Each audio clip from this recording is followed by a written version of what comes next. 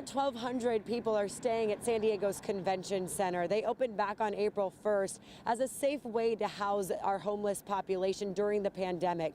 And on this World Homeless Day, we spoke with Deacon Jim of Father Joe's Village about the progress he's seen here. The Convention Center has been a godsend. This weekend, an orange light shines from the Sail Pavilion to call attention to people who often get left in the dark.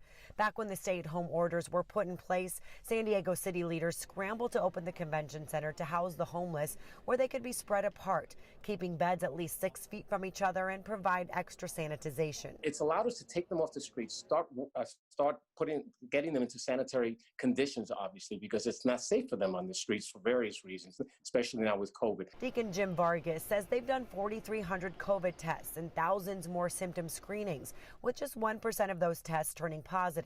But what he seems most proud of is it's allowed us to start working with individuals to keep them off the streets for good. So we've been able to move people out of the convention center, as an example, and out of our other shelters at Father Joe's Villages into permanent housing. Even though shelter is very important, a shelter is not a home.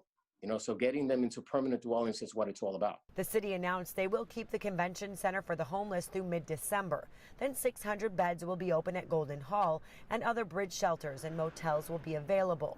This would eventually allow the city to open up to conventions again. We as a city, we as a community should want that convention center opened up again and have conventions there, because it's an economic driver for the city, obviously. So my hope is that conventions do start up again. Because as Deacon Jim says, if business doesn't start coming in, unemployment stays high, and eventually those eviction moratoriums will be lifted. And that's when he's expecting a lot more people to need help. My concern is that we will see more people falling onto the streets.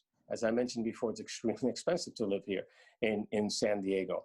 And so that is concerning me. During the last point-in-time count back in January, San Diego had 7,600 homeless people. But Deacon Jim says he knows thousands more cycle in and out of homelessness each year. And we still have the 5th highest homeless population in the country. An ongoing issue he says may get worse in the next 6 months. World Homeless Day started 10 years ago as a way to bring attention to the needs of those experiencing homelessness, and they hope it encourages you to support those who often get overlooked.